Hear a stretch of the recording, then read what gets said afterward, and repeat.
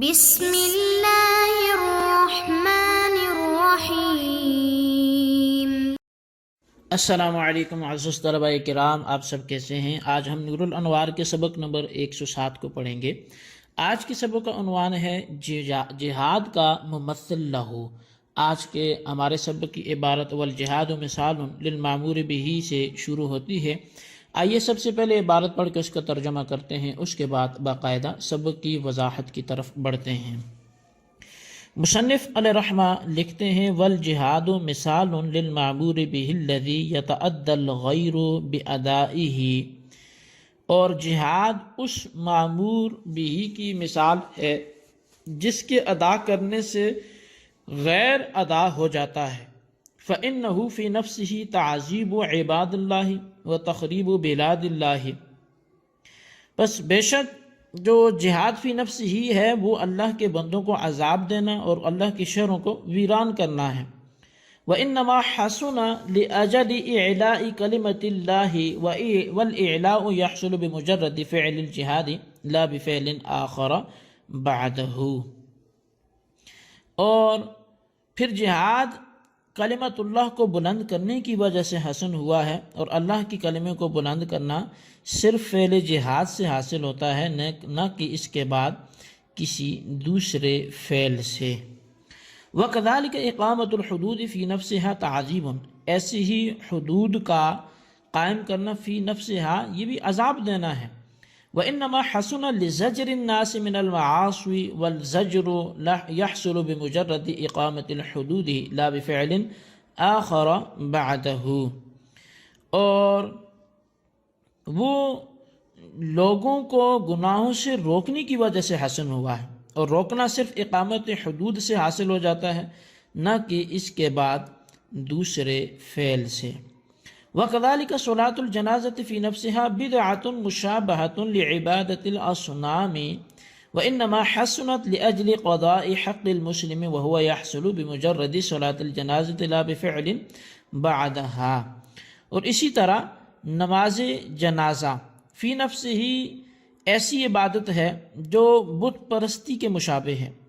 البتہ وہ مسلمان کا حق ادا کرنے سے حاصل ہوئی ہے، اور مسلمان کے حق کی ادائیگی محض نماز جنازہ سے حاصل ہوتی ہے،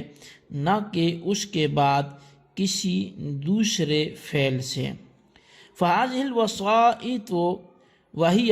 كُفْرُ الْكَافِرِ وَإِسْلَامُ الْمَيِّتِ وَهَتْكُ حُرْمَةِ الْمَنَاهِ كُلُّهَا بِفِعْلِ الْعِبَادِ وَإِخْتِيَارِهِمْ، فَلِهَذَا اُعْتُبِرَتِ الْوَسَائِطُ هَاهُنَا وَجُعِلَتْ دَاخِلَةً فِي الْحَسَنِ لِغَيْرِهِ، اور یہ سارے کے سارے واسطے، یعنی کافر کا کفر، میت کا مسلمان ہونا، اور ممنوعات شرعیہ کی حد کے حرمت بندوں کے فعل اور ان کی اختیار سے ہیں، اسی وجہ سے یہاں ان وسائط کا اعتبار کیا گیا ہے، اور یہ سب حسن لغیرہ میں داخل کر لیے گئے ہیں، بخلاف وسائط الزکاة والصوم والحج، اعنی فقر الفقیر وعداوة النفس وشرف المكان، فإنها بمحض خلق الله تعالى ولا اختیار فيها للعبد اصلا، ولهذا جعلت من الملحق بالحسن لعینه فتأمل۔ برخلاف زکوٰۃ، روزہ اور حج کے وسائط کے، یعنی فقیر کے فقر، نفس کی عداوت اور مکان کی شرافت کے برخلاف، اس لیے کہ یہ محض اللہ تعالیٰ کے پیدا کرنے سے، اور ان میں بندوں کا کوئی اختیار نہیں ہے، اسی لیے ان کو حسن لعینہ ہی کے ساتھ ملحق قرار دیا گیا، لہٰذا غور کریے۔ جی طلبہ کرام، یہ ہمارے آج کے سبق کی عبارت اور اس کا ترجمہ تھا۔ اب آئیے اس کی باقاعدہ وضاحت کی طرف بڑھتے ہیں۔ ملا جیون علیہ رحمہ فرمایا کہ حسن لغیرہ کے اقسام ثلاثہ میں سے جہاد اس معمور بہ کی مثال ہے جس کے ادا کرنے سے وہ غیر بھی ادا ہو جاتا ہے، جس کی وجہ سے معمور بہ میں حسن آیا ہے۔ بہرحال جہاد حسن لغیرہ کی دوسری قسم کی مثال ہے۔ جہاد حسن لغیرہ تو اس لیے ہے کہ جہاد فی نفسی اللہ تعالیٰ کے بندوں کو عذاب دینے اور اللہ کی آباد کردہ بستیوں کو ویران کرنے کا نام ہے، یعنی لوٹ مار، قتل و غارت گری اور مار دھاڑ کا نام جہاد ہے، اور ان چیزوں میں حسن کا نہ ہونا ظاہر ہے، مگر چونکہ جہاد سے اللہ کے کلمے کو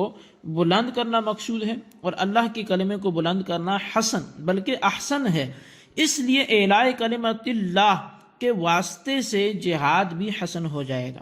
اور جو چیز بالواسطہ حسن ہو وہ چونکہ حسن لغیر ہی ہوتی ہے، اس لیے جہاد حسن لغیر ہی ہوگا، اور اعلاء کلمت اللہ چونکہ محض فعل جہاد سے حاصل ہو جاتا ہے، اور اس کے لیے فعل جہاد کے علاوہ کسی دوسرے عمل کی ضرورت نہیں پڑتی، اس لیے جہاد حسن لغیر ہی کی قسم ثانی یعنی یتعدی بنفس المامور بھی کی مثال ہو جائے گا۔ اس کے علاوہ دو مثالیں شارح الرحمہ نے مزید ذکر کی ہیں، ان میں سے پہلی ہے حدود کا قائم کرنا اور دوسری ہے نماز جنازہ کا ادا کرنا۔ اچھا، حدود کا قائم کرنا یہ اس طرح کہ حدود قائم کرنا، مثلا زانی کو سنگسار کرنا، قاتل عمد کو قصاص میں قتل کرنا، شرابی کو کوڑے لگانا، یہ فی نفسی اللہ کے بندوں کو عذاب دینا ہے، اور اللہ کے بندوں کو عذاب دینے میں کوئی حسن نہیں ہے، مگر چونکہ اقامت حدود کا مقصد جو ہے وہ لوگوں کو گناہوں کے ارتکاب سے روکنا ہے، اور گناہوں کے ارتکاب سے روکنا یہ امر مستحسن ہے، اس لیے لوگوں کو گناہوں سے روکنے کی وجہ سے اقامت حدود میں بھی حسن آ گیا، اور جس چیز میں غیر کی وجہ سے حسن آیا ہو وہ حسن لغیر ہی ہوتی ہے، لہٰذا اقامت حدود حسن لغیر ہی ہوگا۔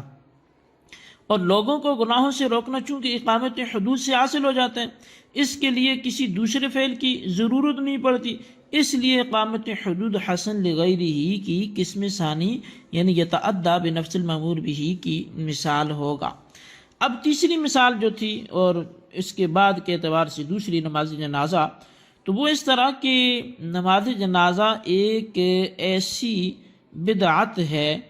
جو کہ سمجھیں کہ بت پرستی کے مشابہ ہے،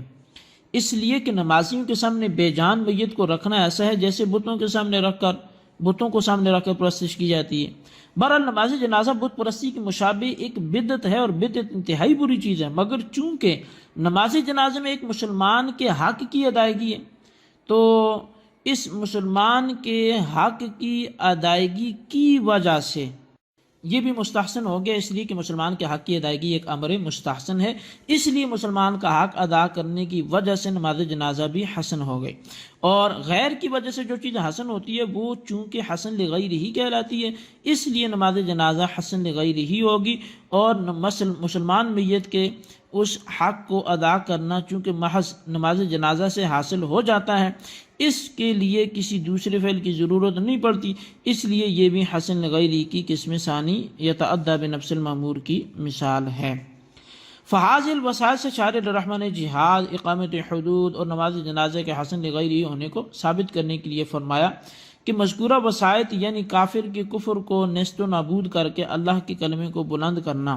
مسلمان میت کے حق کو ادا کرنا اور ممنوعات شرعیہ سے لوگوں کو روکنا بندوں کے فعل اور ان کے اختیار سے ہیں۔ پس جب یہ وسائط بندوں کے اختیار میں ہیں تو ان وسائط کا اعتبار کیا جائے گا، اور جب ان وسائط کا اعتبار کیا گیا تو ان کی وجہ سے جہاد، اقامت حدود اور نماز جنازہ حسن لغیر ہی قرار دیے جائیں گے۔ اس کے برخلاف زکوٰۃ، روزہ، حج کے وسائط یعنی حج میں حسن پیدا ہونے کا